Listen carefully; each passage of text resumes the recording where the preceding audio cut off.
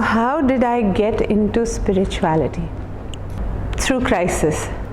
I got into spirituality through a crisis. Some years ago, actually, just 7 odd years ago, I experienced huge personal losses, deaths in the family, disease. My one and only brother suddenly had a brain hemorrhage. My parents had already passed away. My aunt, who was like my mother, had also passed away. It shook my entire world. It just completely blew me away. Those trips of going into the hospital, seeing my brother in a coma, it just totally shook me up. So at that point in my life, I didn't know how to think.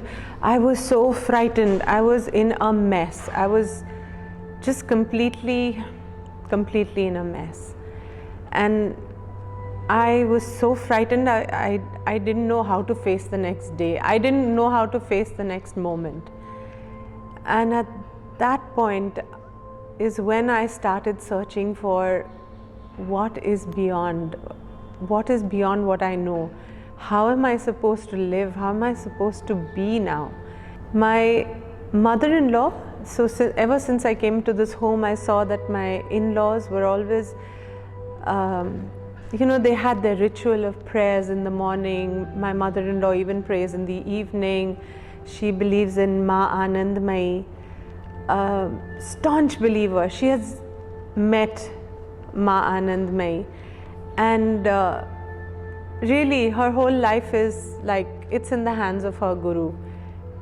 Complete surrender and complete belief that whatever happens for the best, and Ma will protect her through everything. I'd seen that for many years, but I had not grown up knowing what is a guru or anything like that. So when I came to this home after I got married, I used to find it a little strange that my in-laws believe like this, and does it actually happen?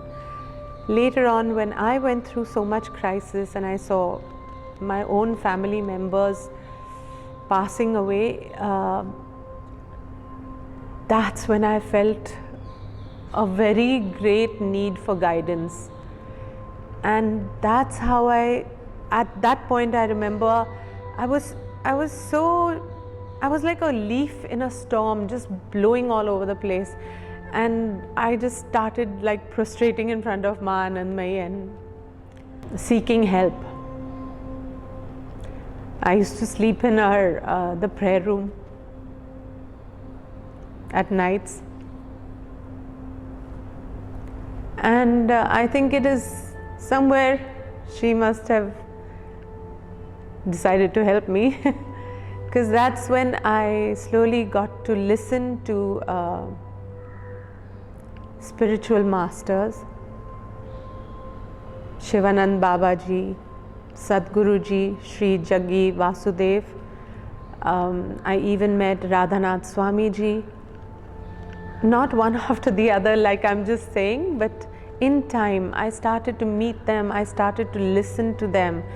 And that's when I found solace. That's when I used to attend Shivanand Babaji's shivers, and he teaches you how to think positively, how to train your mind, how to watch your thoughts, how to live in gratitude, and it helped me, I cannot say, immensely. And I found that every guru I met had something very special. Shivanand Babaji teaches you to be positive, to learn how to heal yourself and to help others and to be cheerful, and has a religious base. Another master has compassion and love and imparts that knowledge. Another master has a very sharp intelligence and teaches you to break out of this conditional thinking and look at the world and learn from everything that you're seeing, and not just go by what you have been conditioned to think all your life. So really, if I'm able to be here today, if I'm able to smile through my days, if I'm able to be a better person today, and I am, I find I'm so much better now than I ever was before. It's all because I found all this through my gurus. I have not one, I have 3-4 teachers who I listen to. Whenever I get the chance, I'm listening to them and I am practicing what they say. So having a guru, having a living guru in your life is like a blessing. It's really, I feel, I just don't know how people live without one now.